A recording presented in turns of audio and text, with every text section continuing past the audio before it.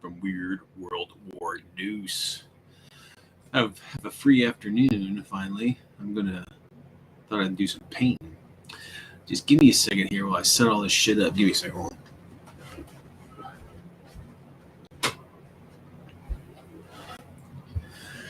All right, let me get this link here so I can spread it about the interwebs. Like I said, just give me a minute, guys.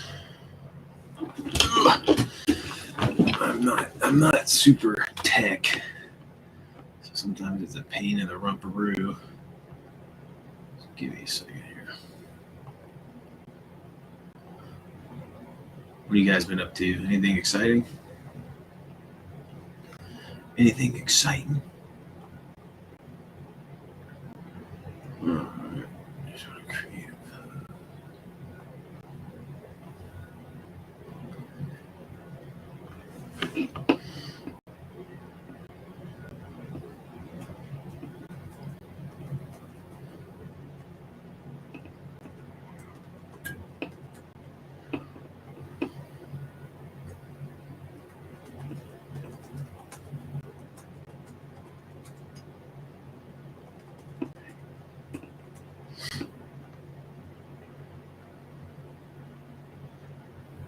Okay.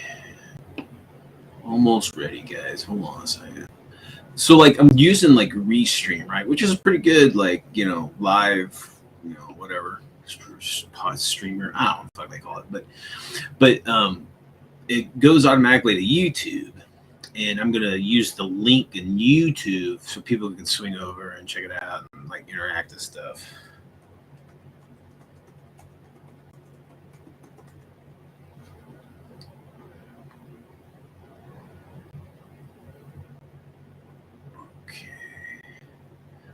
One more place. I usually put the links to what's going down on my Discords and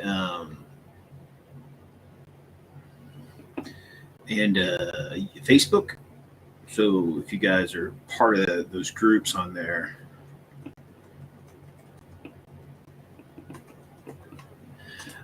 you can also, that's I usually post everything that I do on those links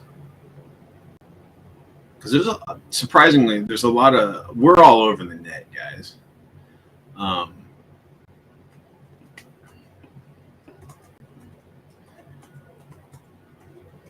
We have a lot of divergent groups that we hang out with, so it's cool.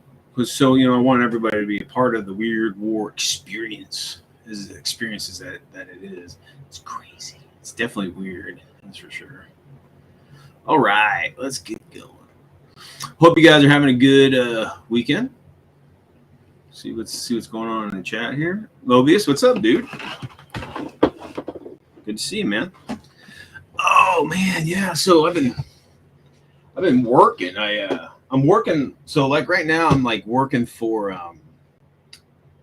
DoorDash, right? DoorDash. It's pretty interesting. I mean, it's I live in a decent sized town, but there's like hot spots in the town that has all the restaurants and shit. So I'll go over there and hang out and pick up work and whatnot. Shit.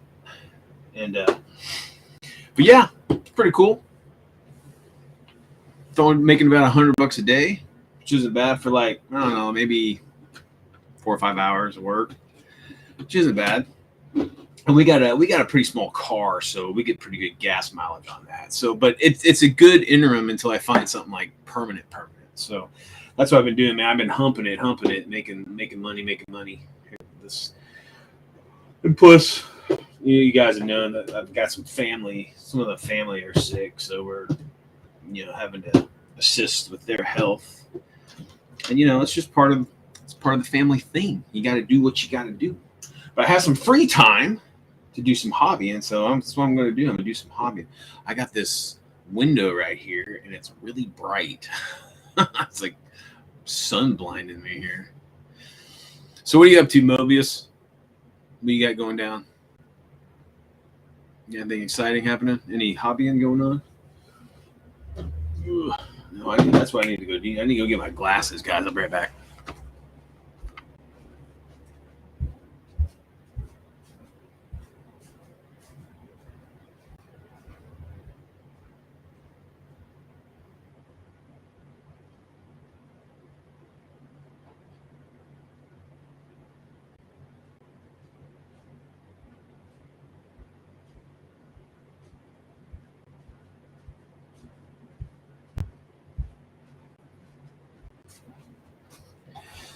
Oh, that's one thing you got to have nowadays is freaking glasses, or at least I do. Got to make those Benjamins, man. I hear you, bro. Shit.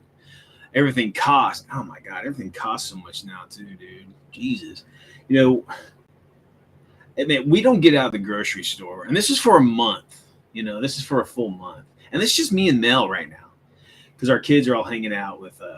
My kids are hanging out with their mom right now, but dude, it's like $350 for a month for just me and Mel. And we, my baby, a fat bastard, but dude, we don't eat anything. It's expensive.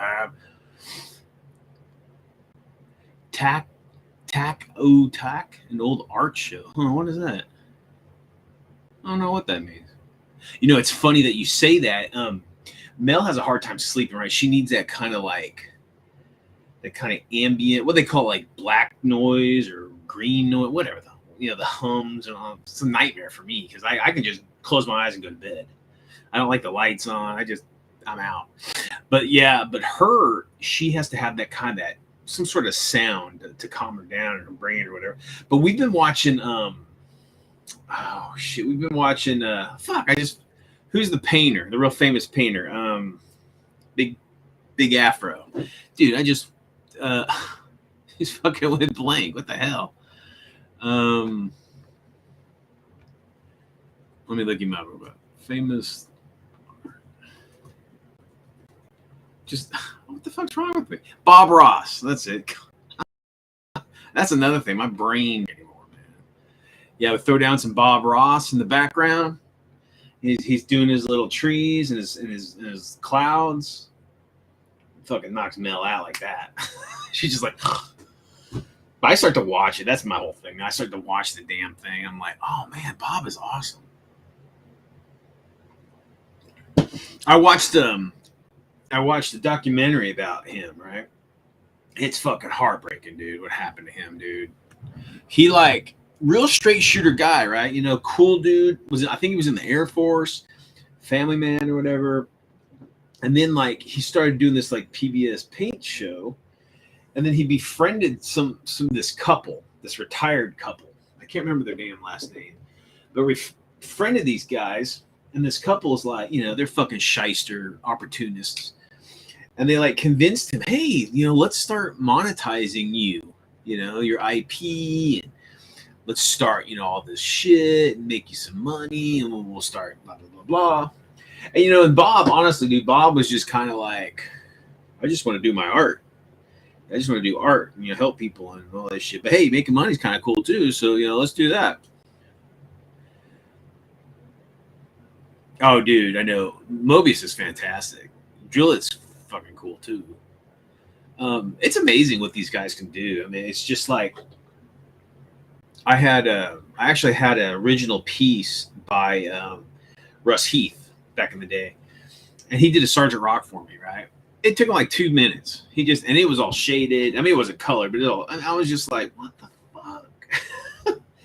Man, it's just amazing what those artists can do.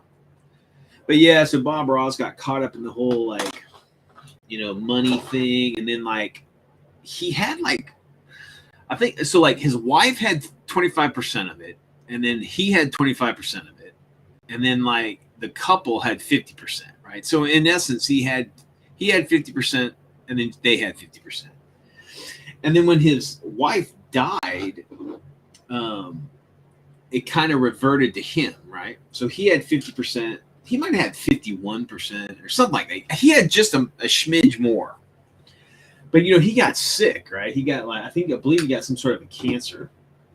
And I think some people were saying it was from the the enamels and the thinners and stuff that he used over his years. Like, I think that kind of worked his way into his skin, because he used to always like dry it off on his leg, on his skin or some shit like that. And I think just working with enamels his whole life, you know, just whatever. That's what, I'm not exactly sure, but yeah. So like he got really sick, and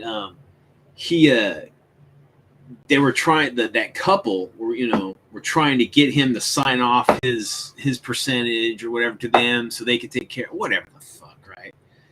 And it got so bad to the point where like Bob, like, he was worried that if he was going to die, right, that his family wouldn't see anything or something like that. And he married this girl like right before he died, so he could keep some, anyway. But so like, just long story short, he gets fucked. This couple fucks him. They start getting people that can draw like him, paint like him, and start making like reproduction shit and signing his name onto it. And oh man, it's bad.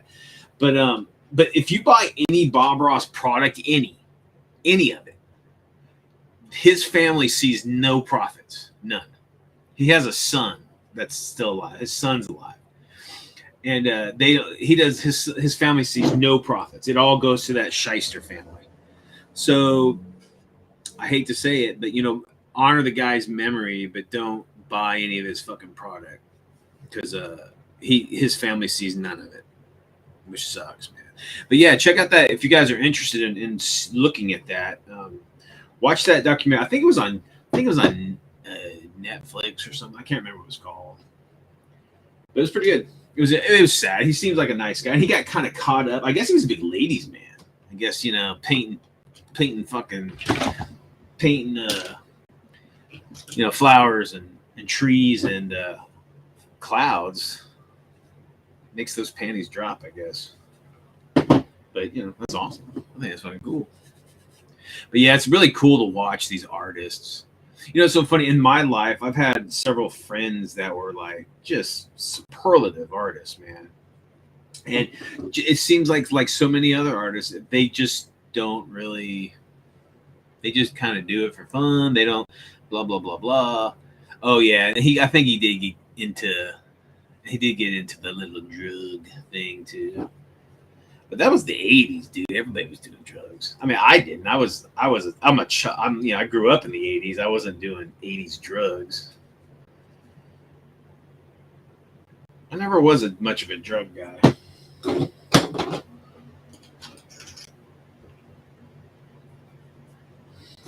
not saying I never did it, but I was never one to like spend a paycheck or spend my rent or be stupid about it. So what I'm working on, guys, these are those World War II. I cannot say the word. It's Wasser Landschlepper or some shit like that, right? So what these were going to be used. They're just like little tracked ferries, right? They were going to use these during the Operation Sea Lion, the intended invasion of Britain, right? So they were going to build a bunch of these and ferry troops and then pull barges along with it across the channel. Well, for some reason they didn't finish, they didn't actually deploy these things until 42, right? So that's way past for that deed. But they worked really good. Supposedly these worked fantastic. They used them on the Eastern Front a lot. They used them on the Western Front. I mean, I think they actually used them in some Africa parts too. So pretty interesting, cool. But this thing, I mean, it's a lot. I don't think it's armored. It's not armored at all. It's basically like a boat. It's basically like a boat with tracks. But you can hold 20 dudes in here. There's a crew of 4, I think, and then you can hold 20 troops in the hold, right? And then it's it can tow it's funny, the Germans had actually designed an amphibious trailer at one time that something like this would carry. But then I think they redid the model, and they cut off the superstructure part and just had kind of just the boat part. and it was more of like a traditional barge, puller, pulling barges. Didn't have this housing on top of it. But these are fucking cool. I got I got two of these. So that's 40 troops, dude. That's like a platoon. I usually play platoon level in my games, so this is enough to ferry a platoon of troops. So, and these are 1/48 scale. That's the scale that I do. I bought these off of a guy on eBay for I think it was like maybe $8 each, $6 each, or something like that. This is a while ago, but it's a filament printed, right? I don't know if you guys can. I mean, you can from far away. I can't tell, but if you get up really close, you can kind of see some of this, the striations in it. But it's a pretty badass detailed model, man. And it's all in one piece. So it's like $7, $6, or something like that. $8, I don't know, somewhere. I remember it was less than 10. But yeah, these are sweet. I got two of them. So that's what I'm working on. I need to be working on other shit. I have a group build that I was going to do, but I was going to do that National Lampoon's parody of like a B-17, but it's like a bus. Call it like the combat bus or the battle bus or some shit. But and I got a bunch of people to help me, with the printing. A nerd's nerd helped me kind of fix the STL that I found of it. She fixed it all up, but the thing doesn't fit on my build plate, right? So I had to get a buddy of mine to get it going, and he printed up one, but it was before Nerd had a chance to like fix it all up. So she made it to where you take the top off and you can do the interior and shit. And I'm just like, I got to get him to print that up again because I can't paint the interior from just an open window. So I just don't have the time. I think it's due on the 25th. I don't have the time. And then I still got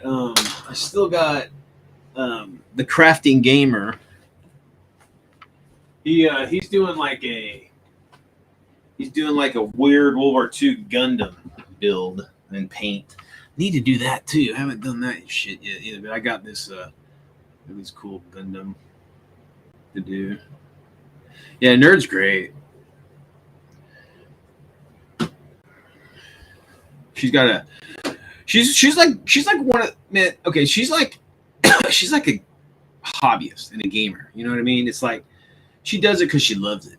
So for what I can't speak for her, obviously, but from what I've experienced interacting with her, she does this shit because she loves it. She wants people to have it for free and whatever, right? So I think that's awesome, man. I mean,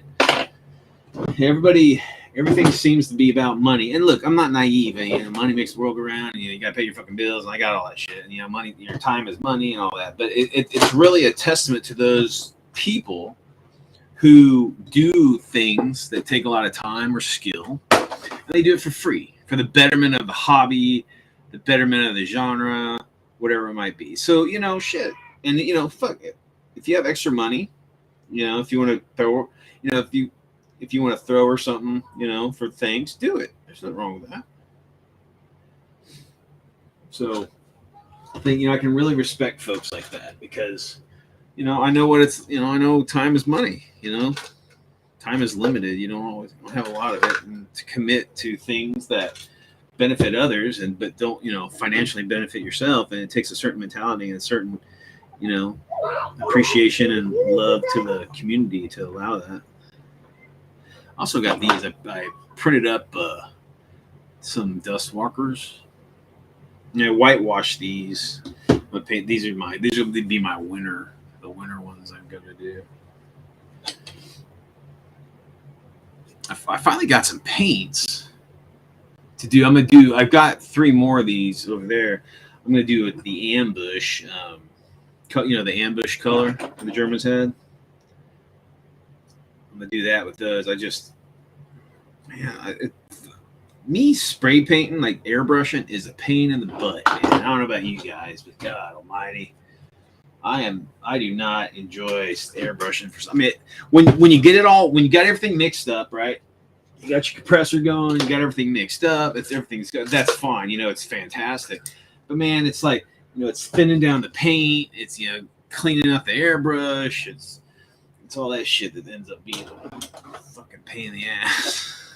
But I've seen guys, I mean, like Painting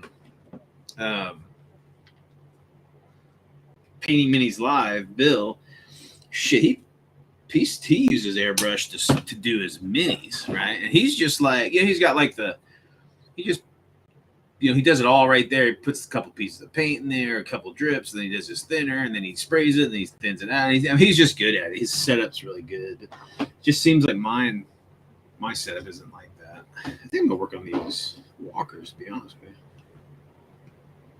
you. But yeah, so it's pretty interesting to watch it. Bill's a character, man. He's another lover of the hobby. He likes to he helps people paint stuff, and just because he wants to kind of get his name out there. He makes some stuff. If you want to buy some of his stuff, that's cool too. But he seems more like he wants to get into. He's relatively new to the hobby. He's just fascinated by everything and everybody, and really great guy. Paint Minis Live is his YouTube channel. So if you guys want to check that out, go check it out. It's pretty cool. Let's see here.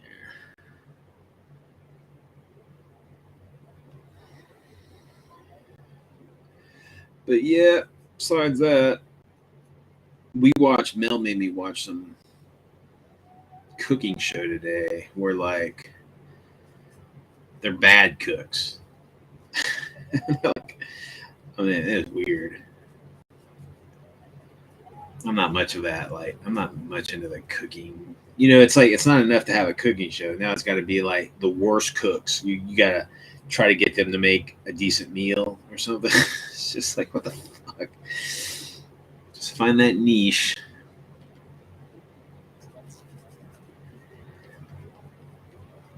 Yeah, so like on these things, I'll just use primer.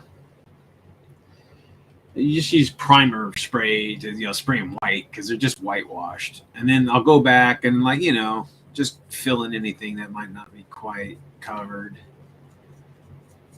and then I'll paint all the details, and then I'll just do a wash on this thing. I usually just do like a black wash. I just do an ink wash. Because, painting white is unique, man. It's like you can't get away with a lot of the tricks you do with other colors. You can't just do do a general, because it's white, it's going to pick up every fucking little thing that you put on it. So it can be challenging sometimes, surprisingly. But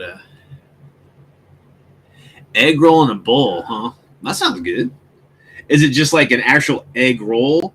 Or is it just like the things in an egg roll in a bowl instead? I'm not much of an egg roll. Mel loves fucking egg rolls. She loves them. I'm not much into things fried, to be honest with you.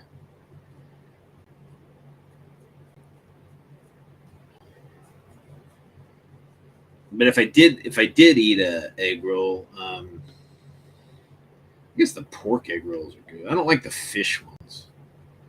Fish egg rolls, that's the thing, right? I like the pork ones. That's cool. You have to tell us how it turned out, man. I'm lucky that Mel's a pretty proficient chef, wife. So she knows how to make lots of stuff. Like today, she was asking me like, "Well, what would you use?" I'm like, "Oh, shit, I've never baked. I'm a dude." It's like, not to say that guys don't bake, but I'm like, seriously, guys, I have never fucking baked anything except I've baked entrees, but I've never baked a cake. I've never baked a pie or I've done cookies. I've made cookies before, but I've never done muffins or brownies or I've never done any of that stuff before. Just haven't. I baked cookies for my kids when they were younger. That was easy. But I never made. I'd always buy like a birthday cake or a pie for Thanksgiving. I never made a pie. Yeah, being a single dad for 15 years, you learn to do a lot of stuff. But I never did much baking.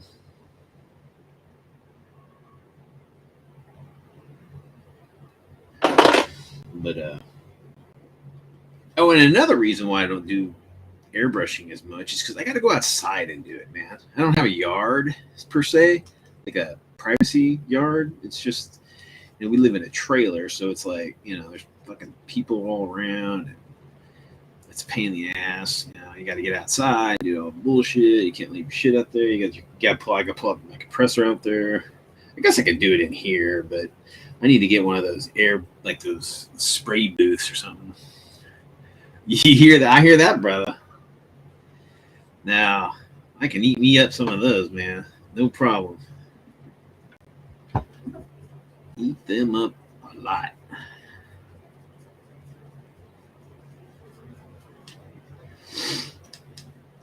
In fact, it's probably my favorite kind of pie. That or pecan. I'm a big pecan pie guy.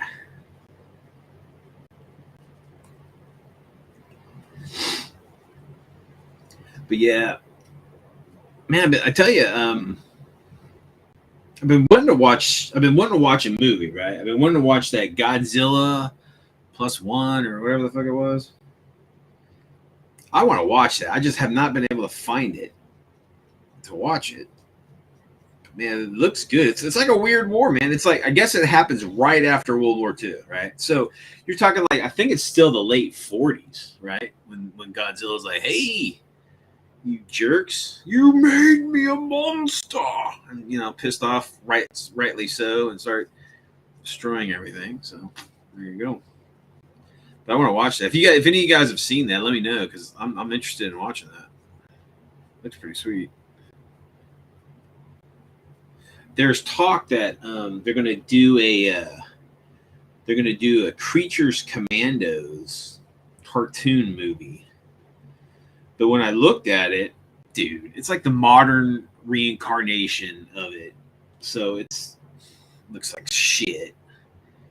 It's got a bunch of whatever dumb shit in it. It's not Sergeant Velcro or Private Griffin or Lucky or Lieutenant Shriver. It's fucking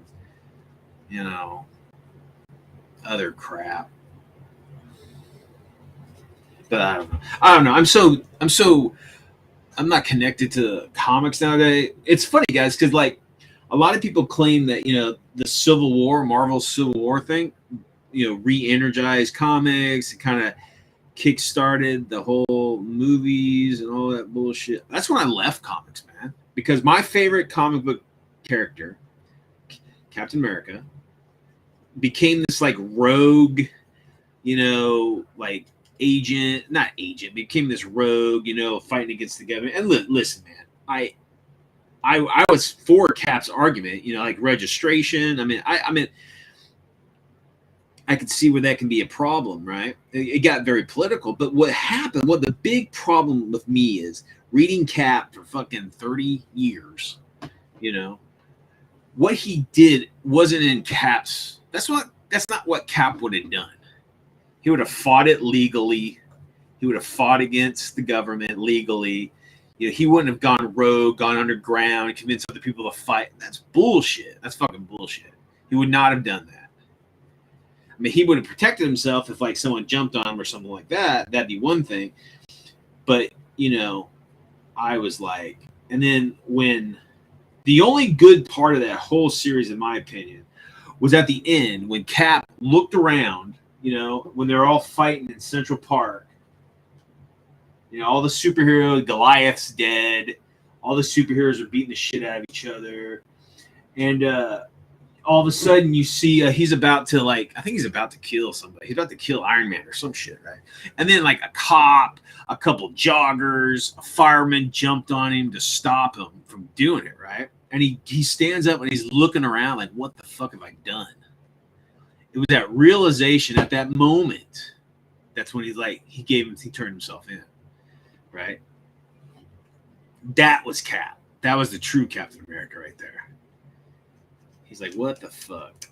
there's been some really poignant, because like again, I've been a big Captain America fan my whole life, and there's a couple instances where there's two. There's that one right there. He realized the folly that he was, doing during the whole Civil War. And then there was a scene in Captain America and the Punisher. I think it's the Red, White, and Blood or something like that. Or Red, White, and Glory, or Blood, Guts, and Glory. I can't remember what it was. But anyway, I think Chuck Dixon wrote it. There's a scene, like him and the Punisher team up to, like, do whatever, stop the bads and whatnot. There's a scene at the end where Captain America is at the grave of the Punisher is at the grave of the unknown soldier, right? In DC. And it's raining, and he's like in a trench coat or whatever. And Cap comes up there, and he's like, they start talking. And, Castle being, an officer during Vietnam in the Marines during Vietnam, he looks at Cap, and he's like, where were you? Where were you in Vietnam, man? We could have used someone of your caliber and honesty and integrity with us. Because if you guys don't know, during the 60s, Cap, this was the Cap's years when, he's revived, and he's on his motorcycle, and he's traveling the country on his motorcycle, just seeing the world, the new world that he's walked into or whatever, right? All the while Vietnam is going down, he's out, finding himself in the streets of America, right? And him being, still technically a commissioned officer in the United States Army, right? But anyway, and he was only in the comics, like, of the time, he was in Vietnam once, and he wasn't with the troops. He was hunting down like I think it was like Fing Fang Foom or some superhero bad that was in Vietnam, like hiding, whatever. That's the only time he was ever there. And man, it sucked, dude. And that scene right there. So the Punisher, Frank Castle, is talking to Cap, and it's just like, where the fuck were you, man? We could have used someone like you. It was a shit storm to begin with. If you were there, things may have been different, may have been different. And Cap had no answer, had no fucking answer to Castle's inquiry, right? And Castle turns around and he starts walking off, right? And then you hear Captain Castle, and Castle turns around. And, Captain America, being Steve Rogers, he's in Steve Rogers' outfit. He's not wearing his costume. He salutes him, and they both salute each other, at the side of the unknown, the grave of the unknown soldier. Two soldiers in every way that went in divergent paths on what they, thought was the best for, mankind or humanity or whatever. It was like intense. It was like one of the strongest scenes I've ever seen in a comic, man. And it was like, Cap realized, he wasn't there. His fellow comrades, and even as a representative of his nation, he was absent. And why at the time, obviously, the Marvel writers weren't going to get into that mess or, go down the political path per se for that. But man, yeah, it's just like really powerful. Very, very powerful scene. Very powerful scene. But yeah, so like, me being a Cap fan, the Civil War thing kind of drew me away from comics because it's getting all political. They're changing everybody's, mentality and politics and all that shit. So I just walked away. I watched the Captain America, the First Avenger. Great. I mean, I think, what is that? Chris Evans, who's Cap, did a great Cap. I think he I think he got him down right, and he looks like him. You know, he acts like he did a really good job. But the big problem I have, I don't like the first Avenger, and the reason why is that he wasn't fighting against Nazis, man. I mean, Cap was created by Simon and Kirby as like a heroic, anti against fucking fascism, man, and Nazis, not fucking Hydra. That's such a fucking cop out, man. That just pissed me off to no end, and I just didn't, and it ruined the movie for me, unfortunately. I mean, it's like Cap was created to fight Nazis, and they just fucking pussed out. They did the PC bullshit. Can't have Nazis on the screen, whatever the fuck it might be. So stupid. Our fucking world is so twisted, so weird, so weird. Anyway. But yeah, he did. Oh, that scene. I don't know if you guys are into. I wasn't much of into. That end game was pretty good. Like when Cap picks up Thor's hammer, that was sweet. That was a cool scene. But yeah.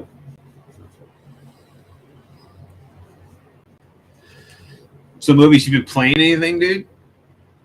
Yeah, okay, so like the Red Skull, I mean, of course the Red Skull was during World War II, and it is Cap's, arch nemesis. But like, the Cosmic Cube, that was a 60s thing. That was like way after World War II. That wasn't even around World War II. Arnim Zola was around, but he was, Arnim Zola was a weirdo, like, he was in his weirdness stage too at that time. Baron Zemo, for some reason, they didn't. I guess they had Baron von Strucker, but they didn't have Baron Zemo. Baron Zemo was like some he was like a nerd or something. I don't know what the fuck. Zemo had his weird, kind of like Cobra Commander at that time. You had a lot of wartime baddies they could have featured. They didn't do Von Strucker enough, I don't think. He was in like the first movie for like 5 seconds. He should have been like a big. I think they changed fucking Fury. I mean, I think what's his face does a good Fury, but that was like the Ultimates Fury. That wasn't like the Marvel Comics Fury. Nick Fury's from World War II. That I think that was kind of a disservice to Nick Fury to not have him. The Nicholas Fury from, World War II and the life model decoys and all that cool shit that Nick Fury had in his story. But yeah, I don't know. Hey, Shadow, what's up, dude? It's funny about the Cosmic Cube, eventually that the Cosmic Cube actually turns into like a being. Like an actual like sentient being. I can't remember what they called it. The cosmic entity or some shit like that. It was an actual. The thing the cube actually turned into a person, like I don't know. Yeah, it's a person. I don't know. One thing I cannot believe. They have not made a Sergeant fucking Rock movie yet, dude. It's fucking infuriating. It's like Sergeant Rock, dude. He's like the most iconic World War II comic book out there ever. And they've just never done one. They've done like he's been in cameos and shit, like some of the animated ones, right? Hey, Justin, what's up, dude?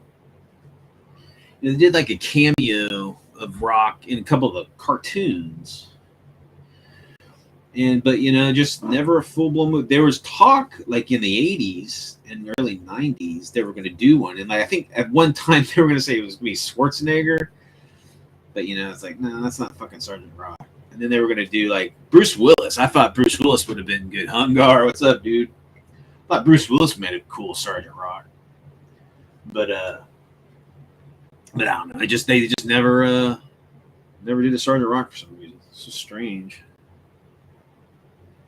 Now that's probably my all-time. Well, it was Captain America, then Sergeant Rock, then the Punisher. Those are my Those are my comic book loves.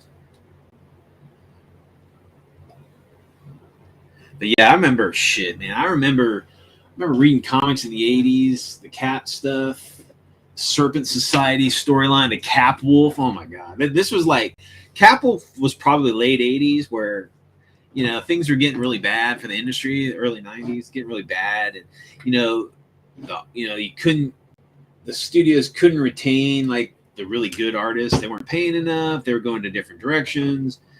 So you had kind of like mediocre artists. They were doing like the 3-color thing. So like you would never have more than 3 different colors in a comic book, except maybe on the cover.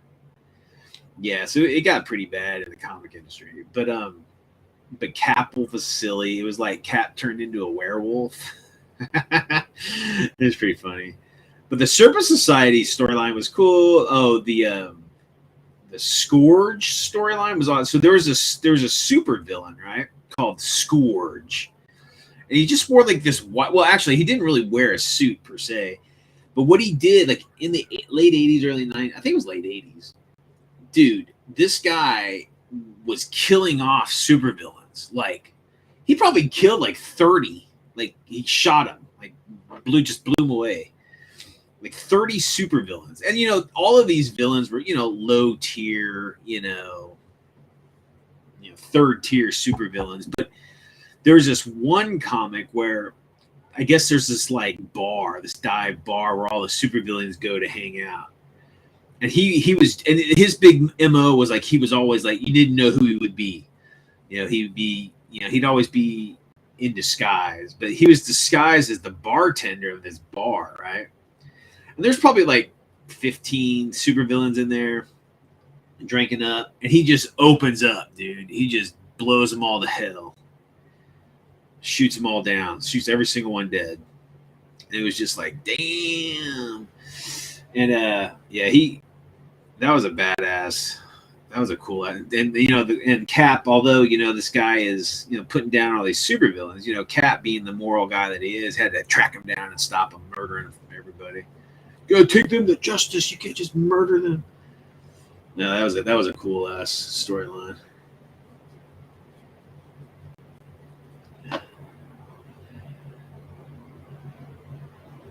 Oh, good luck, dude. The basement, huh? The basement, the storage basement. That's one thing in Texas is very rare. Basements. We don't have the soil for it. We got a lot of sandy clay here, and it's just not optimal for basement. I mean, you can get one, but you're paying the price because they're going to have to come in and select fill all that shit, bring in soil that'll be compatible, and enough of it to where it won't degrade. But yeah, that'd be cool to have a basement. I had one before I moved down here. I was up in far northeast Texas in Mount Pleasant, and I had a 1,500 square foot basement, dude. It was awesome. I had an arcade down there. I had my theater, my game room, my laundry room. Man, it was fucking awesome.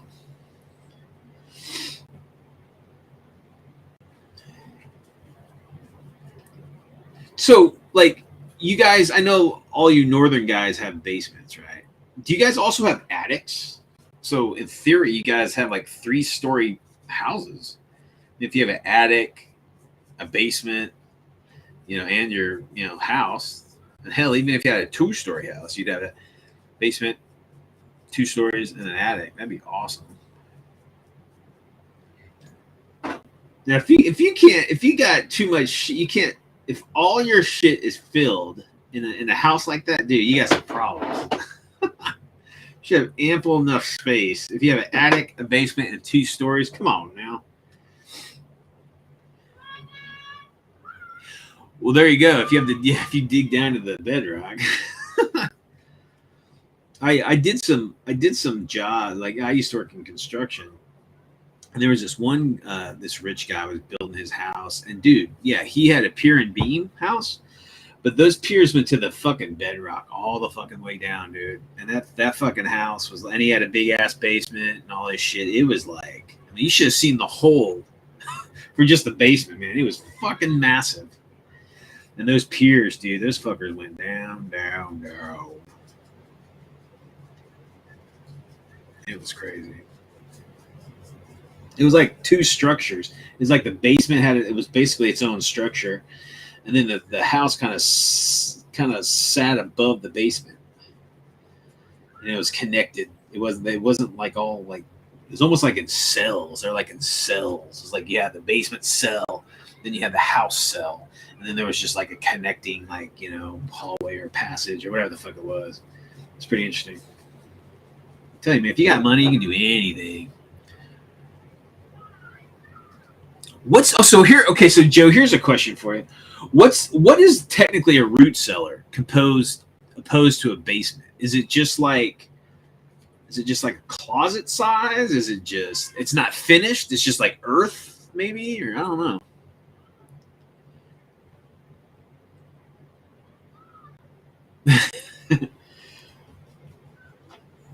That sucks. Well, I guess technically here in Texas, the attics would there'd be like the center part of the attic would be like, it really depends on your roof, man. I guess in theory they can be pretty short inside wise in the attics here in Texas, depending on your house. You know, and then a lot of times the attics won't be completely paneled, so you'd have to go in and like put some wood on the studs, you know, so you don't walk through the fucking bed, through the sheetrock, step through the sheetrock. There's usually a good portion of it that's, when you buy the house, there's a good portion of it that's already been kind of planked, so you can push it, but it's usually not the entire attic. You know, you see all the, you know, you can still see the siding or the insulation and all that stuff.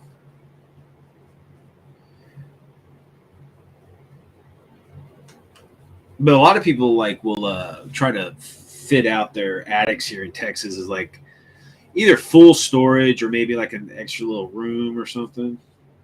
But they have to go in and basically do that all themselves. They'd have to floor it and then wall it.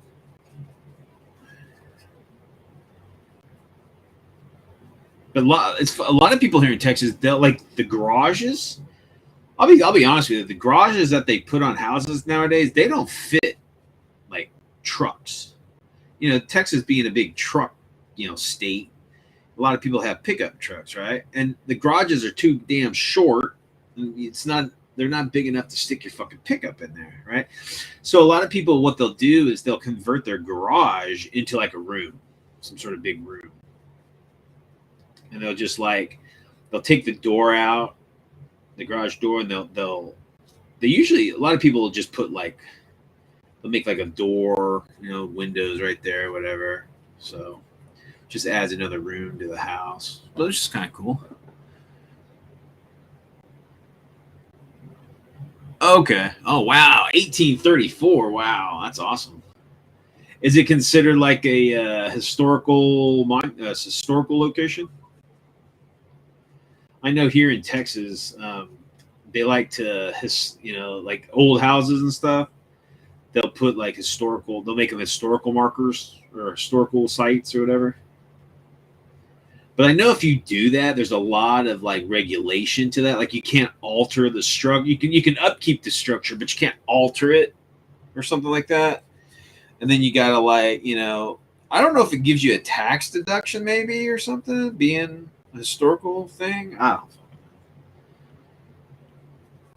But you have a lot of the older houses that are upkept will have like those little plaques and stuff in front of them, being some sort of historical thing. It'd be kind of cool to have a historical house. Yeah, well, I mean, okay, so I had a Ford F-150 crew cab, and it was a normal sized bed, but it did have kind of like a little back seat for like the kids or whatever, and it just couldn't fit, like just barely couldn't fit. Like the bumper would stick out and I couldn't park it. But yeah, like those extended cabs and like, the dualies and all that kind of shit. Yeah, you're not gonna fit those things in the garage. But then shit, I'm surprised there hasn't been some sort of product like garage extenders, like some sort of like we'll build an extending piece onto your garage so you can park your giant truck in it. Somehow extend the garage without having to like, I don't know, like get too in depth into it. I'm sure you can do that anyway, but like some sort of package, some sort of do it yourself kind of widget that allow you to do that. That'd probably be a big hit. Man, I'd love to get a house, man, but we've been saving up some money, but shit, life. But man, interest rates are just so fucking expensive. There's just no fucking way. And we're sitting here, we're like, I'm 50, Mel's almost 50, and it's like, do we want to? And then we're looking at our kids and like, are they going to want to stay here? Are they going to want to, does it? When does the shit that you leave behind become a burden, to your family, or a boon? You know what I mean? So like if they wanted to stay here and do their life here, have their family here, that's one thing. That'd be something that we can, will them and they can continue it on or whatever. But if they don't, then it just becomes, I guess they could sell it. But with the house market being as it is, I mean, if it's the same way when we're gone, I mean, that's just another burden on them. Insert what's up, dude.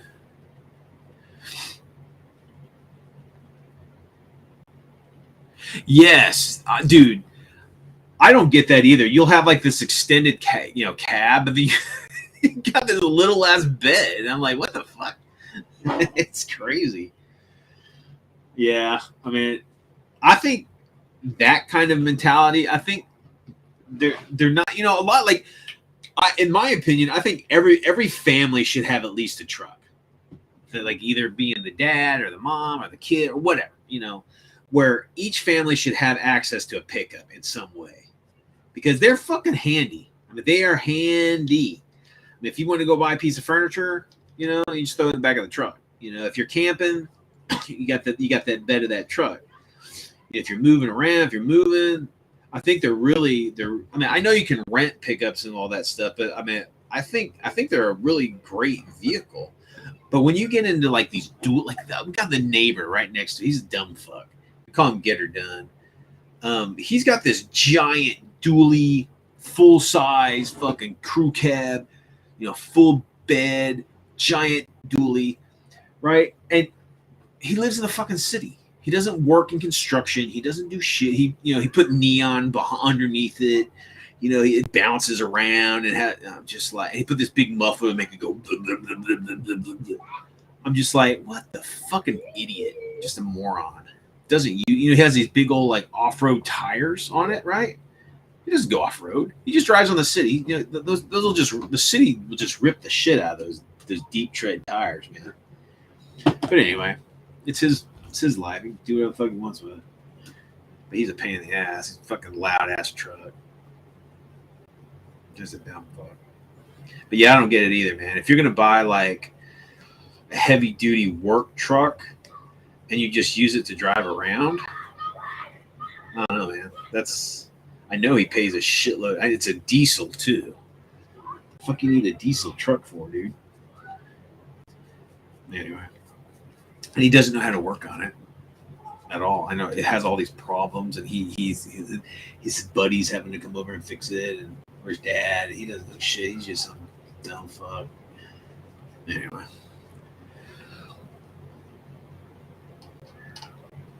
It's true, dude. It's like, man, I don't know how many times just having a pickup, buying a new mattress.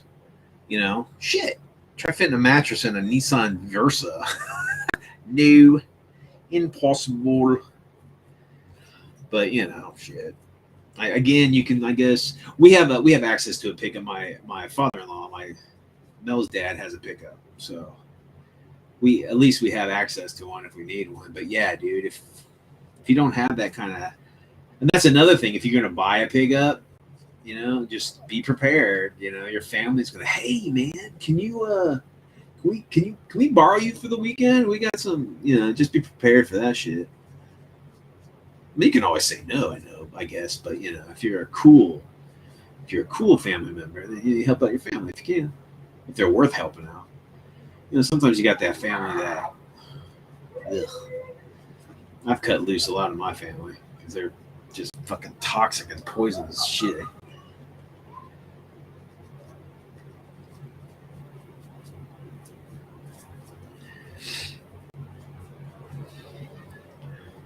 Yeah, drywall is a big thing. I remember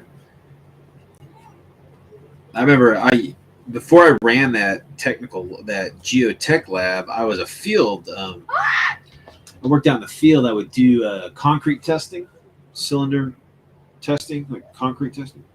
And I remember I had a truck, and I remember the guys who didn't have trucks, they put like wheelbarrows and like all the we deal with concrete, right? So it gets everywhere. Fucking concrete gets everywhere.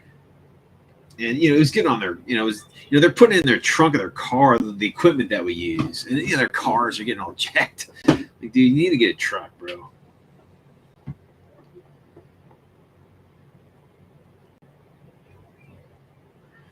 But whatever.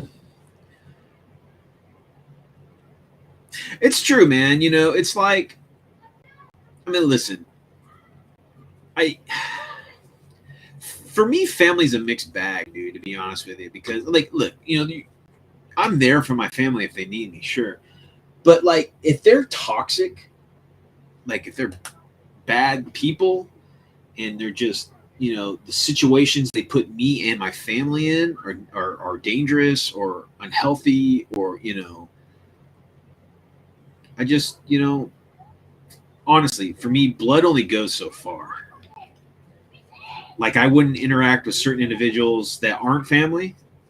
I would do. I mean, don't get me wrong. I give my family a lot more fucking, I give the bullshit factor be a lot higher before I stepped away, of family. But ultimately, it comes down to, if they're fucking toxic and they're just shitty, I just step away. It's like, I don't hate you, but I just, I don't have nothing to do with it. I wish you the best in life, but I'm not gonna, fix your shit again and again and bail you out again and again and all that shit. And it's just like, I want to be there for you, man, but it's just whatever.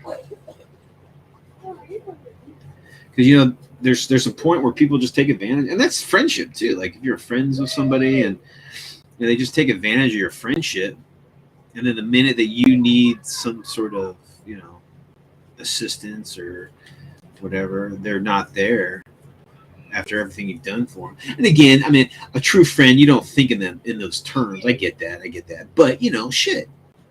If someone's not there for you in your time of need, and they have the ability and to do so, but they don't, they choose not to, then fuck them. I mean, I'm not one to hold like, hold a scorecard against somebody and their actions, but shit. But yeah, I mean, families, shit. The hard thing about family is that you're born into it. You don't choose it.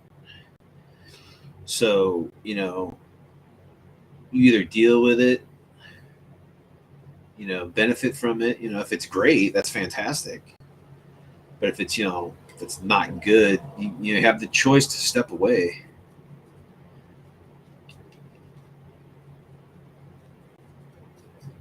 I think a lot of times people get caught up in like, oh, I have to do this because they're family.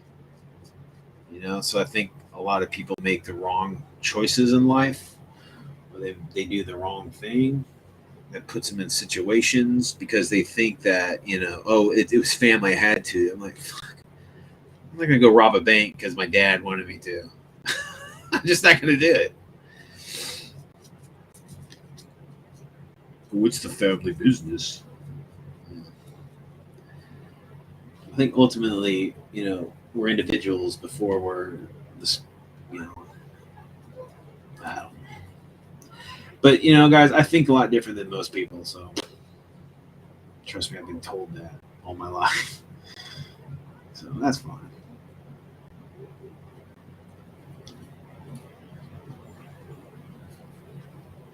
Whew, man. It is. Each situation is unique, dude. That's my big thing, man. It's like you can't really clump everything together, man. You know, because like the law, like I don't know, man. It's just like I seriously think every situation is unique. Every I don't know. I don't know. Don't know. Man, I gotta get some sort of lighting. My big spotlight that I used to paint with, the light bulb went out. And I'll show you these light bulbs are massive. Look at these things. This big old bastard. What is this? This is like a 90 watt, 5500K, 11 volt to 130 volt, 5060 HZ, whatever that means. But yeah, this thing burned out, right? And it's like I just haven't bought a new one. And so the only light I have is like this above, like just this piece of shit, like, you know, just generic room light. And then I got this giant fucking sun coming in. It just looks shitty. Oh, my eyes are all jacked up. I got shit for lighting. That's one thing. It's like this model here, right, guys? So it's like I don't know if this thing is made out of, you know, because it's like an amphibious thing, right? I don't know if this thing is. I don't think it's armored, but I mean, is it made out of wood? You know, it's like I want to do a dry brush on this bitch to say, but if it's like a boat, I'm not going to dry brush a boat. I would maybe just highlight it the color of the paint, but I won't do silver on it, right? I need to look that up real quick. See what this thing is.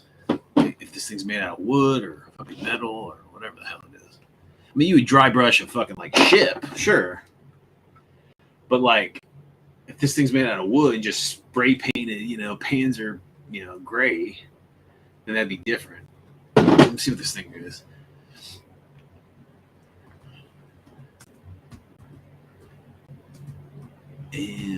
Amphibious. Okay, let's see what this thing is called. This thing is the Landwasser Schepler. If you guys want to know, I'll show you the link in the. It's on. Let's see. It was unarmed amphibious tractor produced in Germany. Order was intended as a lightweight river tug with some capacity to operate on land. Intended to aid river crossings and bridge operations. It rode a steel rod tracks, 4 bogey. They had the prototypes were done in 1940, but then it wasn't actually deployed until 42.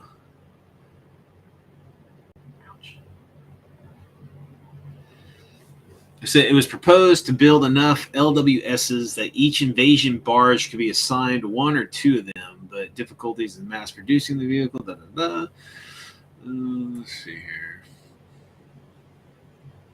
Yeah, I guess it was on the Eastern Front in the North African campaign. That's cool. And it doesn't tell me what it was made out of. I don't know. I'm looking at the bottom of it. It's all like real. I mean, I guess it could be. I mean, I'm sure it's metal. It's probably metal. Maybe like a fiberglass. They had fiberglass back then, didn't they? Yeah, they were meant to do Operation Sea Lion.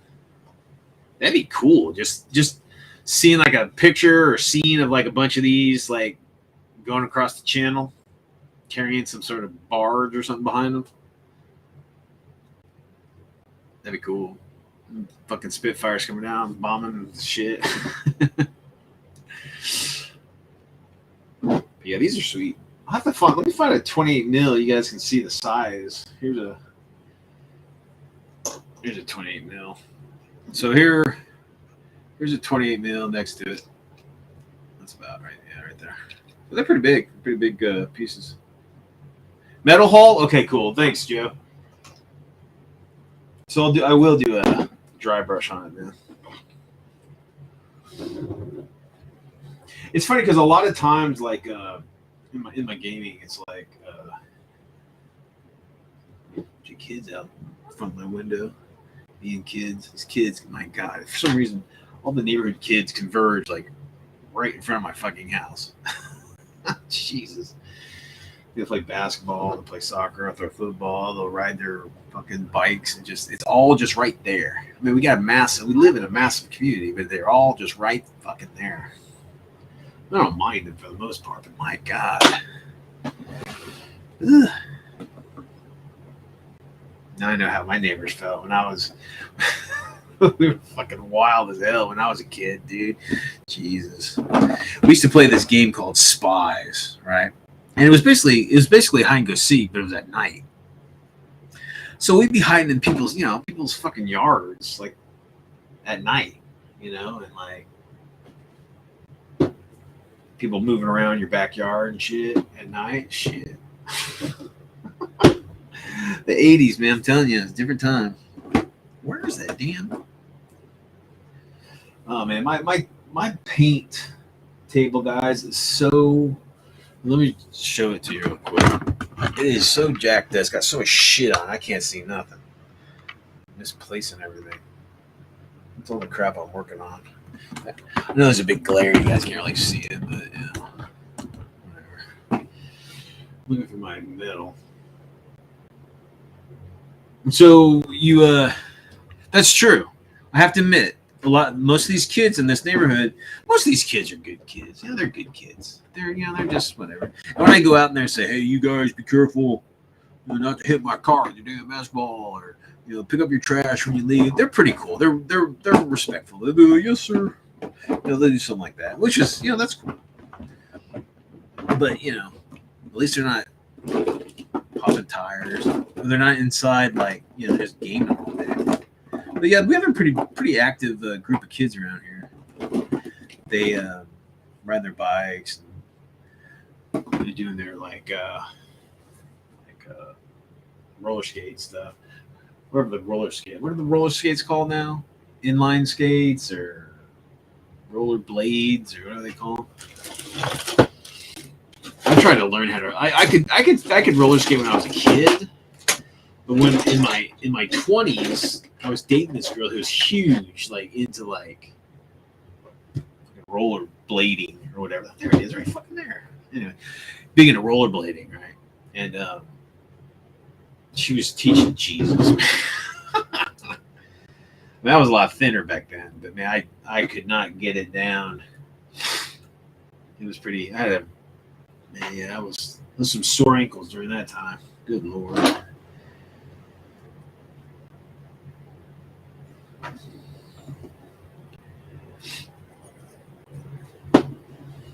So I got a question for you guys. So I know some of you guys transfer your GW paint pots, those piece of shit paint pots. Let me find one. So you transfer this paint into one of the cool Doppler bottles. Okay, so I did that. So my favorite metallic is that bulk gun metal from GW. That and this is the only GW paint I buy. Everything else is usually Vallejo, maybe some testers, and like craft paint for like big projects, right? So me transferring the shit that is in here into here was a pain in the ass. I was wondering if you guys had any like special tricks or insights on doing that. I just would get a paintbrush and dupe it and then wipe it off into that bottle. But yeah, it seemed that there should be a better way to do that, but again, I haven't found it yet.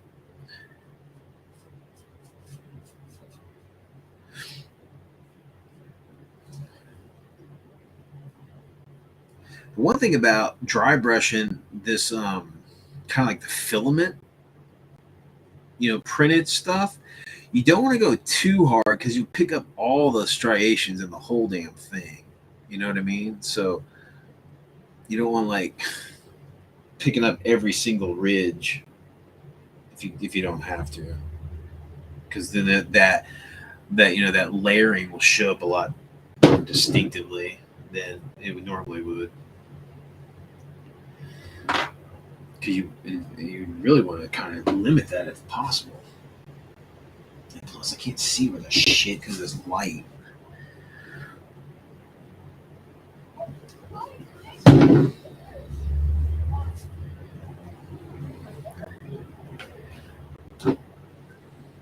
It's funny. It's like I'll be doing these live feeds, guys, and these kids will be like, "What is he doing? What's going on in there?" Is that my window open? It's funny. I thought about one time, like like showing the kids like this game and shit, see if they'd be into it. But that sounds creepy.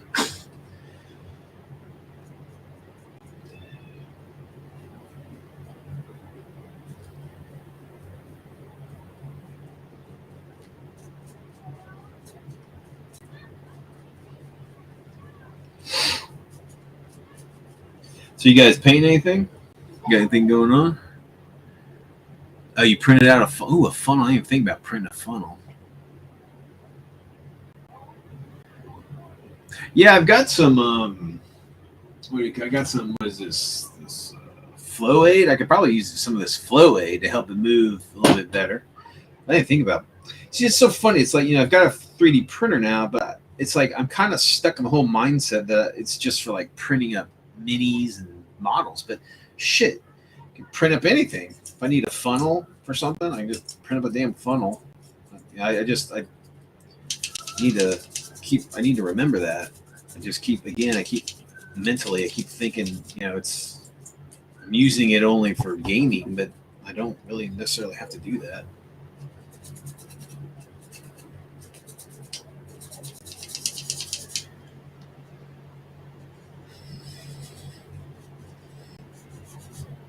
So I got a question for you guys. So you modelers out there, right? You like I know a lot of you guys are you guys, if you were wargaming and modeling at the same time, but to be fair, I was a modeler before I was a wargamer. And anyway, but so do you guys? So like when you paint tracks, right, guys? I usually paint rusted tracks, always. And it's just from there's just one book that I suggest everybody get. That if you're a modeler, if you have like armor, I'm talking about armor, right? Shepard Payne. Okay, Shepard Payne is just like this world famous, model guy. And he did this book back in the 80s about doing painting kits and whatever. And he suggested that always, he always said, unless it's a brand new vehicle, like off the fucking, assembly line, military tracks are always fucking rusted out. And he was saying that, it's like, because he was in the military. I think he was in like the 1st Armored or whatever. And he was saying that, I mean, if a vehicle's out in the field for like a week, right? The track, if it's a metal track, mostly, I think modern tracks are a little bit different. They may be made a little bit different because they got a lot of padding and shit. But World War II tracks are all just metal. And he was saying, for the most part, I mean, there are like track pads in some of the vehicles, but he's saying most of the time, armor, any metal that's exposed, out in the field will fucking rust out quick.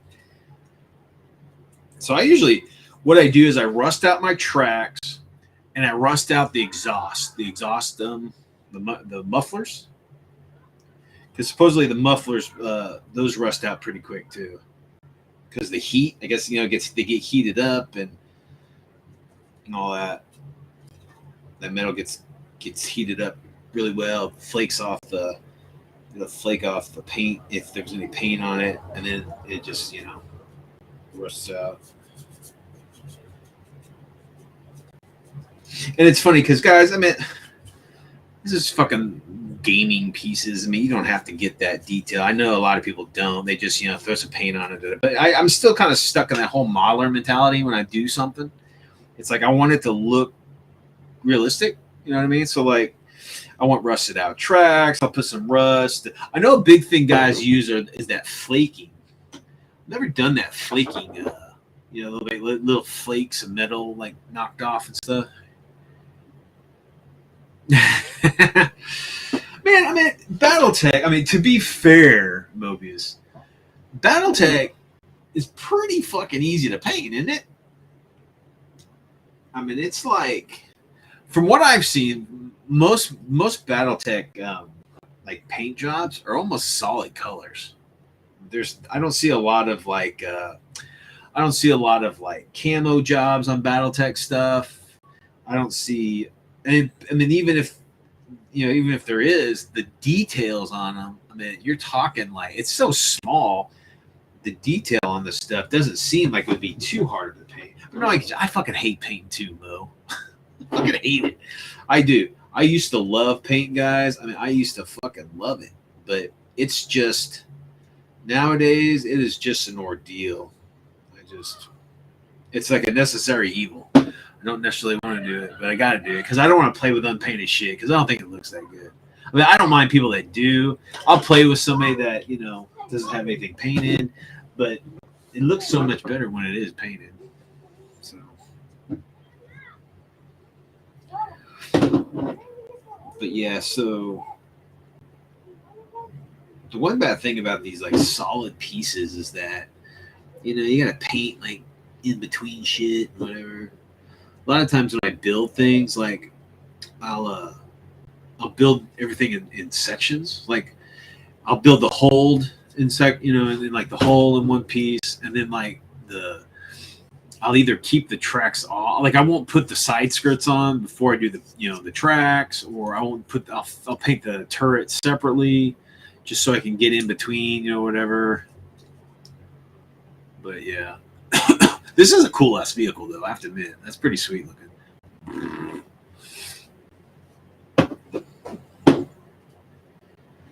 Talking about BattleTech, right? The one thing I'm not so hip on BattleTech is that they haven't really. I don't know if it's because I know a lot of people are playing the new system, right? They haven't really graduated to the idea of like combined arms tactics. You know what I mean? It's all just mech versus mech. And again, I don't know if that's because of the game mechanics or what. But like, I mean, I just realistically, I mean, and again, it might be, and I'm pretty ignorant to the whole story to it. Justin shot me some video links to go look at that, and I did. But it doesn't go into super detail about the tactical, But it just seems like mech on my. Hey, nerd, what's up, girl?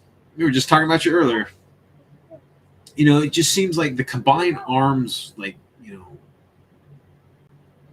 idea has not made itself into the BattleTech system. Because, because in real life, I mean, these mechs, again, I'm ignorant to the whole BattleTech world per se. And it may be that's like how they fight. They just BattleTech about, mech versus mech. And that might be the whole thing. But it just seems like, you should have infantry involved. The infantry. Oh, you have to disagree? Okay, so they are starting to bring in the whole different thing. Okay, but it's in a Kickstarter thing. Okay, well, that's good. That makes more sense because I'm sitting here and I'm like, as cool as mech versus mech is, I mean, but those fuckers have got to be expensive. A mech has got to be fucking expensive. It's just like in a real world. You got these main battle tanks. They're fucking badass. But you know what? Why don't you also throw these troops in here with a missile? That's an expensive missile, but this guy can shoot this missile and destroy, or fuck up a mech. That makes sense. I mean, that makes a lot of sense. So you have mechs shooting at mechs, but you also got little dudes running around with a fucking one shot or a reloadable, whatever, shooting a rocket or a missile or whatever that can really fuck up the mech too. So it just builds onto that firepower. I just haven't seen that in the the BattleTech world yet. I mean, we used to play that, back in the old days. They had like the combined arms and stuff. So I guess they just haven't got there yet in the game mechanics, and they're working. Well, that's good. I'm glad that they're gonna get to that. Yeah, I remember playing like, and I've talked about this before. When I played BattleTech back in the day, I always played like the tanks and the troops. the aircraft. I never played the mechs because I mean that's not flashy. But I always thought infantry were cool and all that shit. Okay. Okay, well that's good because I knew they had it back in the day, and I hadn't seen it because a lot of people, a lot of the videos that I'm watching now isn't the old stuff; it's the new thing, right? So, and I only see fucking mechs walking around. I don't see any fucking troops, or I don't see any like tanks or anything. And I'm just sitting here. I'm like, where's all the fucking other stuff at?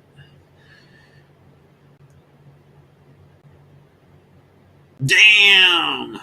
Hell yeah, 3 tanks. So Nerd said there was a famous event at a Gen Con forever ago when 3 tanks blocked a bridge and took out 10 mechs. Damn. Hell yeah, dude.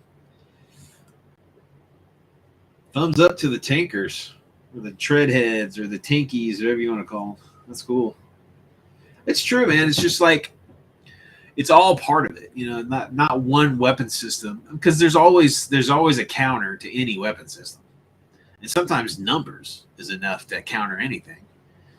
And but yeah, I just keep seeing like the games I see online. I'm not seeing any armor or anything like that. I'm like troops.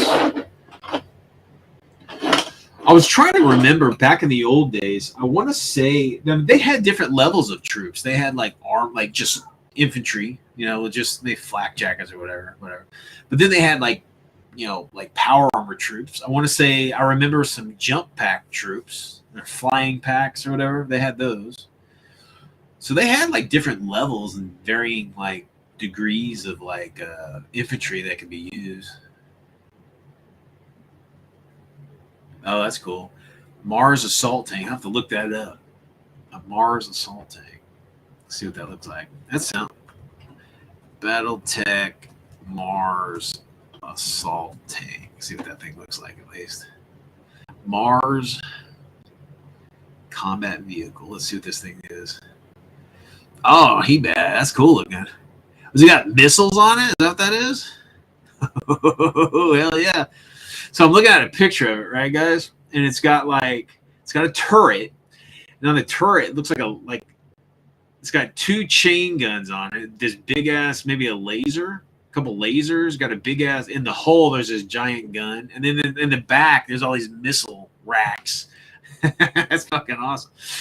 Let's see if I can show you my my screen here. I'll just throw the link in here. Let's see if I can put the link. Yeah, I'll put the link in here. Let you guys check it out. Hey, Nick, what's up, dude? Here, check out this picture, guys. Oh, here we go. So Nerd threw it up. 45 long-range missiles with some badass targeter, Gauss rifles, LB-10X, and an extended-range laser, large laser. There you go. Let's see.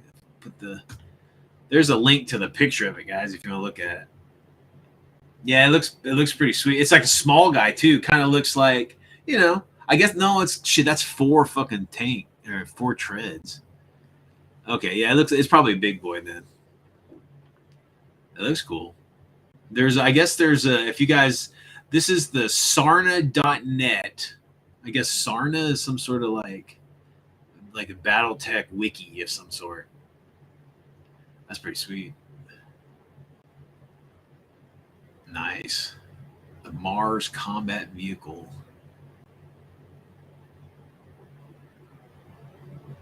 So is it any, let's see, initiative? I'm trying to see if it's on a specific clan.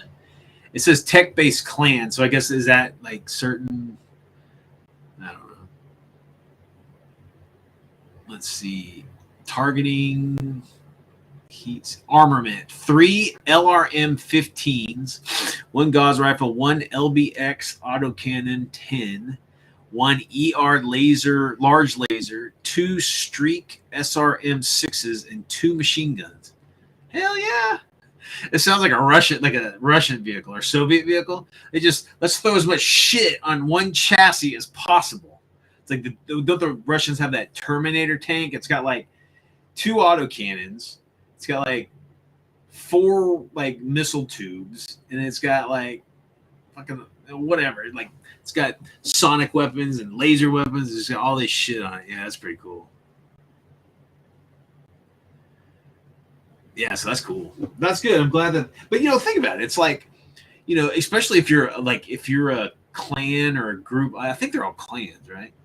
I think if you have like a clan that's not as wealthy, so instead of them making all these giant fucking mechs, right? They just, I wonder like in the end game, I wonder how much a mech costs opposed to like a platoon of Mars tanks, because think about it. If you have a company of Mars tanks up against what do they call them, a mech Lance? I think it's called Lance. Was that 4 or 5 mechs? Man, I don't know. Maybe that's just that firepower and just I don't know how the targeting works on the new system, on the new game. I think you can only target one thing, right? Or you can target as many different targets as you want from one mech to another. I don't know. But yeah, that's cool. Well, it's good. I'm glad to hear them getting into like more combined arms action. That's good. It's more realistic. Did you see Nerd? See what I'm painting up? These Landwassers. 148. These are pretty sweet. I don't think you have this one on your group yet. Okay, so a Lance is 4 for clans. It's a Star of 5, and Comstar is 6. Okay. That's cool. Do you guys play in lances, or do you like just do like I can't, because I want to say like back in the day like one lance or whatever would have different mechs in it. It wouldn't just be like one class of mech. They always like throw. I never thought that was. I'm like, really? You have like a platoon, like a lance of mechs, and they're not the same. It'd be like putting like a fucking M1 and a M60 together in a platoon. It doesn't seem right. But I mean, they may, in these videos, it doesn't seem like they're all the same model. They seem like they're different models in a lance or a star or whatever. I just always thought that, if it was a light, if it was a light lance, they'd have all light walkers in it, and then like a heavy lance would have like all the same like heavy, mech in it or whatever. But I don't know. I don't know if it's like that, or I think it would make more sense to be like that, but maybe not. So what have you been up to, Nick, dude? You've been pounding out the paint, dude. You've been like painting up like a madman. Some good looking stuff you got going on there, dude. I want to see you do some battle reports, brother. You got all that badass painted plastic and metal. I need to see you throwing some dice, blowing some of your buddies' stuff up.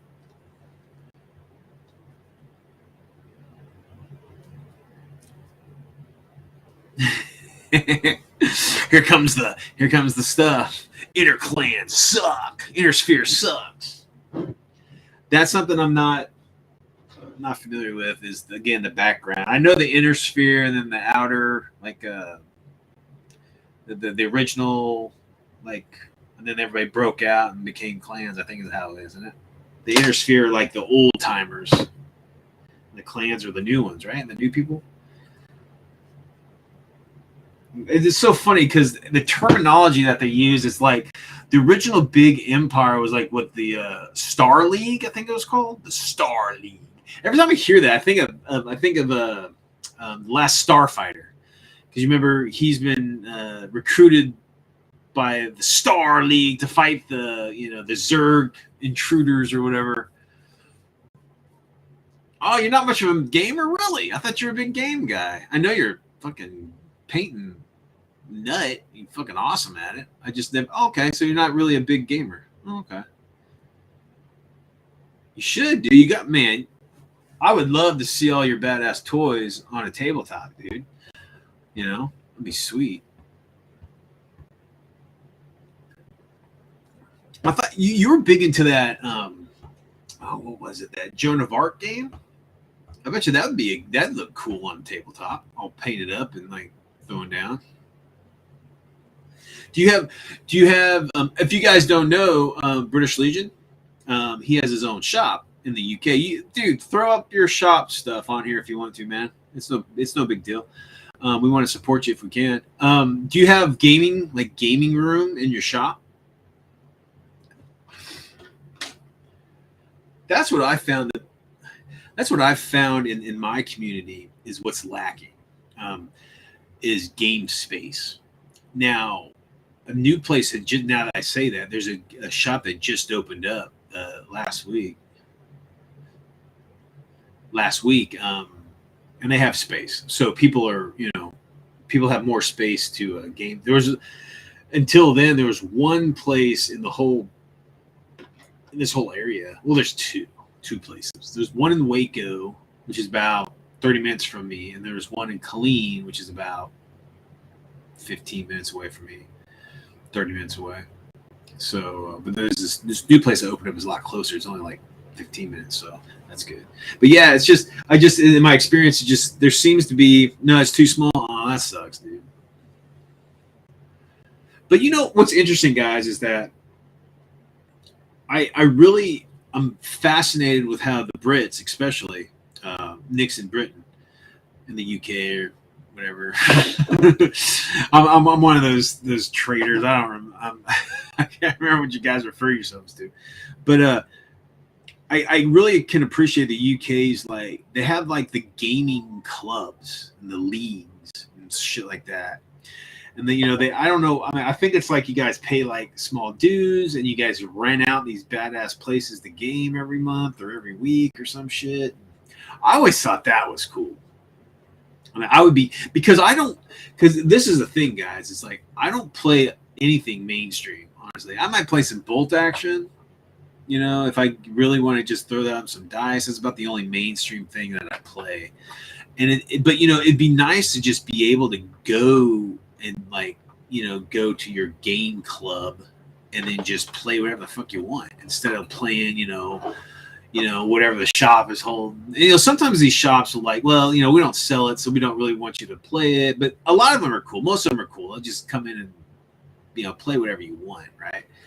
And then you want to try to support those guys too. If if you're not buying product, because that's what I feel bad because I'll walk into these game shops and I don't buy anything they have because it's just they don't sell anything that I play, at all. No one. It's rare that they'll have anything World War II, but I've pretty much got everything World War II I need. I don't play any GW stuff. I don't play, I don't play card games. So it's so I'll try to buy a soda or something or a snack just to give them something. But again, it's just I'm the worst kind of customer because I would be pretty much just using your space instead of giving you a bunch of money because I just don't buy anything. I don't no one sells this. Nobody. Maybe Warlord might sell a version of it, but I mean, it's not like a shop is going to carry this. You know what I mean? So it's just I don't know. I feel bad about it sometimes, but I guess it is what it is. You want to try to support your local game shops, but if they don't offer any products that you use, I mean, and again, I use Vallejo paints. I don't really buy GW paints, so I don't buy GW paints.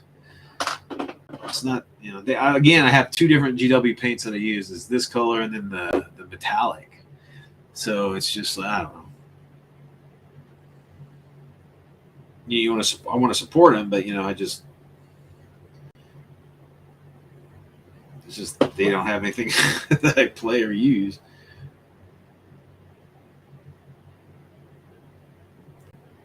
So do you guys fall into that similar thing? I mean, I see you guys are playing BattleTech. Everybody's selling BattleTech nowadays. I mean, it's just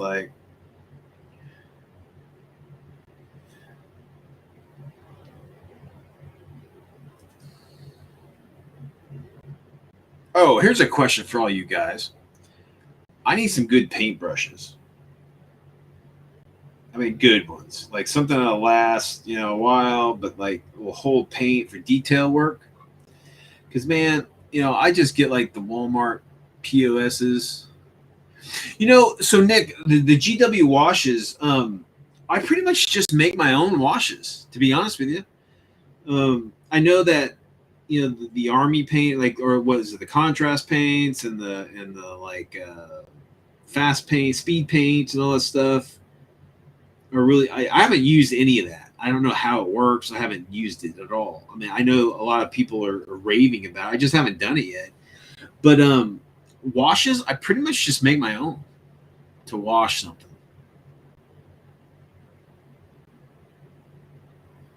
And again, my paint jobs, honestly, guys, my paint jobs, I try to do my paint jobs like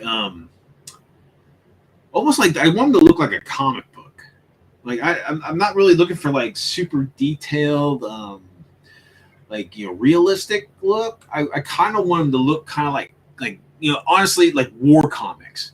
They'll almost like faces will be like they're not detailed. They're kind of like washed and maybe just a little bit of highlight, just kind of like almost like a black and white, but with color. I don't know. It's just I always like the really rough, dirty look on the paint jobs, and like not like a lot of overly highlighted and like super detailed highlights and everything. I'm a wash guy and a dry brush. That's pretty much what I do. I'm not saying that people that paint like that are bad or anything. I mean, like, Nick, your shit is fucking phenomenal, dude. You have the glowing stuff and highlights and shades, and your shit's fucking immaculate, dude. It's just I just find myself. I mean, as much as I would want to do that, I don't think I would ever do. I used to paint to that level, like back in the day.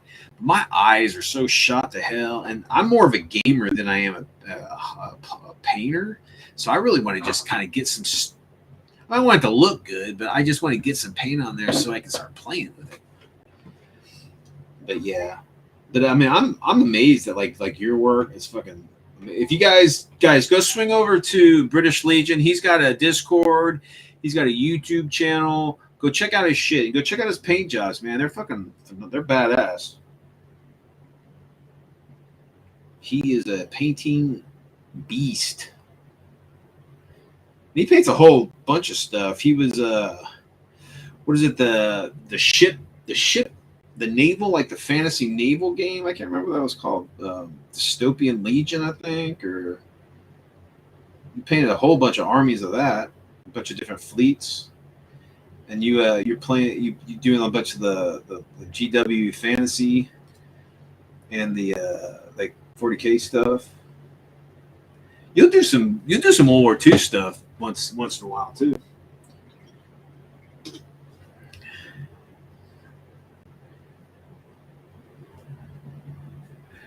Yeah, like a line art. It's almost like, again, I'll do, I'll paint all the details. So block colors, everything's like a block color, and then I'll go in and I usually do a dry brush, just a general dry brush, and then I'll do a wash. I don't do a lot of highlight, like specific color highlights.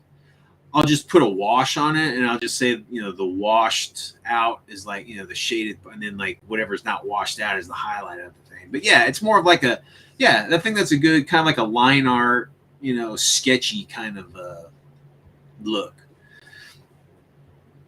I guess, I grew up on war books, man, as a kid, and it was just like, I don't know. It's weird because it's just over the years, it's just how I've painted everything. And I just, doing this for 40 plus years, you just kind of set in your style, I guess it would be. It's funny because I watch a lot of YouTube videos of a lot of like battle. I watch tons of battle reports, and I watch people like showing off their stuff. But it's rare that I'll watch like a how-to video, like how to paint or how to. For some reason, I think I've just kind of fallen into how I do it, and it'll work. But I do need some new brushes, guys. So if you have any like suggestions of, I don't know, it's like, again, I just buy like the cheap shit. Oh, thanks, dude. I appreciate it, man. I just buy like the cheap.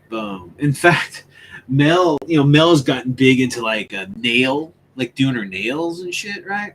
and she has like specific paint or brushes that she uses for her nails, and she just gave me like a bunch of her shit that she didn't want, and it's all just crap. It's all like, you know, it's like Temu kind of crap. And it just ain't that great. And my paintbrushes are getting all old and jacked up. But yeah, DB, what's up, dude? Good to see you, man. Guys, okay, so DB is one of my new buddies. Dungeon Brush Babbles. Okay, go to his fucking channel. He's got a YouTube channel. He is fucking awesome, man. He is just like a real dude. He's been gaming like all of us, like fucking 100 years. He's played everything. He has this massive collection, and just watching him like talk about his hobby. It's like, here's a perfect example, guy. This is DB. He's walking in his dungeon, his basement, and something like he bumps into his bookshelf, and this box falls onto his head, right?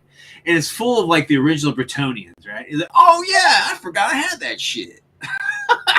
That's DW, man. DB, that's you, man. That's awesome. But yeah, go check out his channel, man. It's fucking badass. He's a cool dude.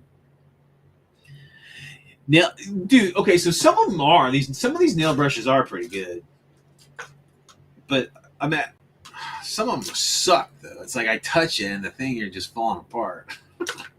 I got it, and I don't know what these are. I came into my so this is where I keep all my paintbrushes, right? I come into my game room here, right? And all of a sudden, I got a bunch of fucking paintbrushes. There's like 50 of them in there. I'm like, what the hell? And I'm like, hey, baby, where'd all these come from? Oh, they're yours now. Get them out of my room. So I'm like, all right. So there you go. But yeah, so I need to like, I'm trying to think. My favorite size is probably like a 1 or a 2. Is what I want to say that I think 2 is probably the biggest I usually go for most of my painting. Because I usually do so like when I paint, I'll airbrush for the most part. It's like let's just say with this, I just spray painted it, you know, the pans are gray, and then I'll come back and I'll just do all the detail work, and then I'll do a dry brush. Well, depends on like if I don't want like metal on the canvas around here, I'll do the dry brushing first, and then I'll paint the, you know, whatever the detail around it. But usually block paints, then I'll just do some sort of highlights or like a dry brush, and then I'll just do a wash, and then I usually spray it. I'll seal it with a flat spray. I used to use the best flat spray out there was the Testers. This shit is phenomenal, right? But this is the kicker, guys. You know, I don't know about you guys in like the UK and whatnot, but like in the States, when we were kids back in the 80s and the 70s, Testers is what you got. And you got those little glass square paints. They were enamels, right? Back in the day, that's all they had, right? And but Testers like got bought out by somebody. I can't remember who they got bought out by, but they're doing away with like almost their entire paint line, and unfortunately the flat spray is gone too. So if you can find some of these, grab these, man, because I know, don't be a hoarder, because I want to try to get some more. But like I know a lot of guys are buying these and like selling them kind of like collectorly, kind of expensive prices now, because you just can't get them anymore. But yeah, I think those are the best. But I know that I want to say someone said that the Winsor Newton flat is pretty good. I heard the GW paints were pretty good. Monument Hobbies. Minotaur Hobbies. Okay, I'll check that out. Yeah, I just need a few like detail paints. Like a 1 and a 2 maybe. Because I don't like super fine detail. I don't need like, a single human hair kind of paintbrush for the most part. If it's that small, I just wash, highlight, just dry brush and wash something. But yeah. And what's another cool thing about like being like a modeler before I was like a gamer, right? It's like I would, a lot of people like here's a perfect example for like this vehicle, the wheels, right? Just like a gamer would just spray paint everything gray and then just do dry brush and they're done, right? But like the wheels are actually, they have rubber on them, like they're tired wheels, right? And me being the gamer, I could skip that, no one would give a shit. But like me, I'm like, okay, these are black, I'm gonna paint these black because they're tires, they're rubbered wheels, not tires, but they're rubbered wheels. So I'll paint that black, and like the sprocket, the return roller is going to be silver on the inside because the track is rubbing up against it, and then the sprocket parts, the sprockets are going to be, silver because they're grabbing onto the track and it's rubbing metal on metal. But like the outside of it's not going to be silver so much. And another thing cool about armor kits is you can just dirty them up. Especially if you're constructing something like on an armor kit. And you break something or whatever, that's battle damage. You just put a little like, impact, mess up, like smudge, put a little brown or a little black around it, a little silver. You get it as an impact. It's just battle damage, so you can get away with it. You can't do that with like aircraft kits, though. I've noticed you can't have like a broken piece of a wing, and really, I guess you could, but it doesn't look right. Winsor Newton 7, huh? Ooh, it's a top of the line, huh? I know Winsor Newton because I used to paint for fun, like like portraits and shit back in my college days, and I always used Winsor Newton stuff. I always enjoyed. They were expensive. They were pricey though back then. I don't know. They're probably the same way now. What isn't, right? This isn't a hobby for people without any money. Unfortunately. But yeah. So tomorrow, me and Mel are gonna play a game of Shadows over Normandy. It's gonna be fun. We're gonna have some Native American Pathfinders fighting against a Cthulhu, like a mythos cult. So that should be fun. So look for that tomorrow. Again, I've been working a lot lately, and I got a bunch of family stuff going on, so I haven't been, my presence on the internet hasn't been like it used to. But when things start to slow down, I'll try to get back to it. I really wanted to get online every day. That's true, DB. You do get what you pay for. I'm a cheap bastard. That's why I have so much trouble, I guess. You know what I do need? I need something. These reading glasses. So I got a doctor. Man, my eyes have gone to shit as I grow older. I'm gonna go get some real glasses. But these these are ×3s, right? And dude, I need these. I need like something. I've seen some of you guys have they're like a ring, like a light and a magnifying ring that you you just kind of paint above it and look down in it. If you guys do use it, are those things worth it? Because I'm seriously thinking about investing in something like that because I need some assistance in painting, like details and stuff. I can do it, but I have to have these, I have to. And I got to be up on that shit. But that would be nice to just have just something a little bit more comfortable. I can just kind of look and just kind of, because these things, they're glasses. An optivisor? Is that what that's? Let me write this down. Where's my notepad? You guys are giving me some great suggestions. I always make sure that I usually don't leave the house without a notepad and a piece of a pen, because out in the world, my memory isn't what it used to be. So Winsor Newton 7s, Series 7s, and you said headband optivisor. Is that what they call it? I remember because one year Mel bought me a magnifying thing, right? But check this out, guys. They're like you would see a jeweler using, and they're like these little it's almost like you put them on. They're like little goggles, right? And they were so awkward wearing them, and the sight of them was kind of like you're looking like, you know, you're like looking through binocular, like in like a movie, you know, the it looked like that, you know, you're looking, everything else is black around. I mean, I guess they worked, but they just didn't feel right. Yeah, it didn't work. I have seen those headband versions.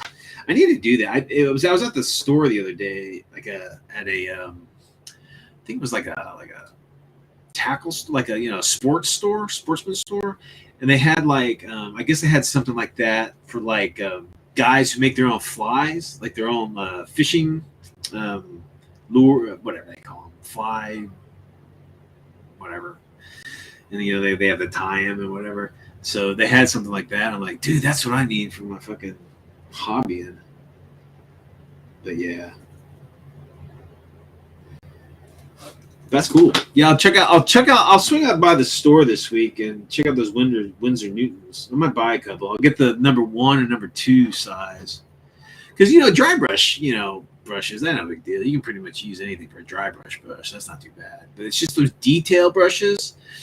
You know, it's got to be able to hold that paint, that very little paint, you know, because you don't want, you know, anything detailed brush. If you got a big old glob of paint on it, just, but you want it just almost like a pin. It paints on like a pin, like you're using a pin ring, something like that.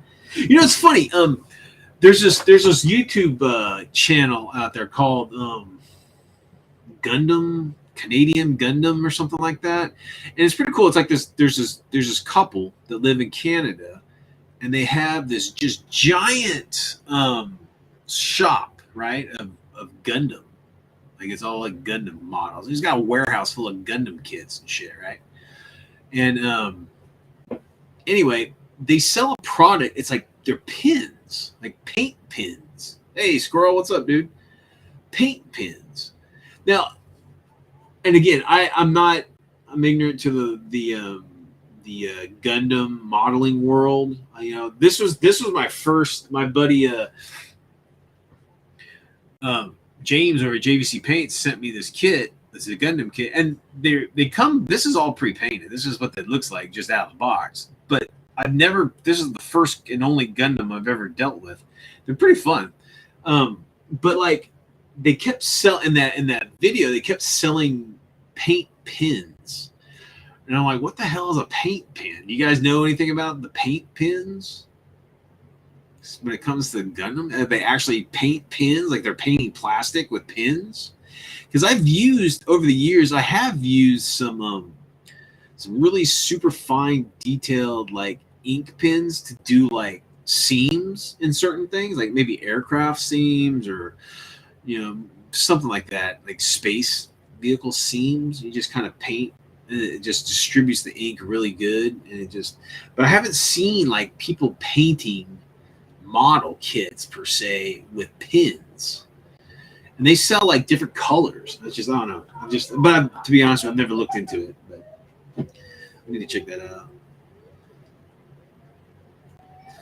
But yeah, all right, guys. Well, listen, we've been on almost 2 hours here. Sorry to jump right when UDB and Scroll showed up, man, but what's he doing? A bunch of kids sitting in front of my window just staring at me. But yeah, it must be because I've used the panel, you know, the seam pins before, but they had them in different colors. But I guess they would do it in different colors too. But yeah, I don't know. I don't think it's for the whole thing, but I don't know. I have to check it out. I'll have to look into that. But what are these kids doing? I swear to God, every kid in the fucking neighborhood just standing in front of my window. All right, guys. Well, it's about dinner time. I gotta go make Mel something to eat. But it was great talking to all you guys again. I'm gonna try to get on a few more times a week if I can. I've been really humping it, trying to make some money. But yeah. Okay, so everybody, if you're in the UK, try to hook up with Nick. He's got a shop, sells a bunch of badass shit. Check out his YouTube channel, British Legion, fantastic shit. Everybody, swing over to Nerds account over at Colts. She's fucking badass. At DB over at Dungeon Brush Babbles, fucking excellent site. awesome guy, great gamer, great painter, and a collector, and an old school gamer like all of us. All right. Squirrel Harmon, always good to see you. Insert Mo, Shadow, Justin, all you guys. I appreciate everybody coming out. And whatever you do in this crazy, crazy mixed up world, keep it weird. See you later.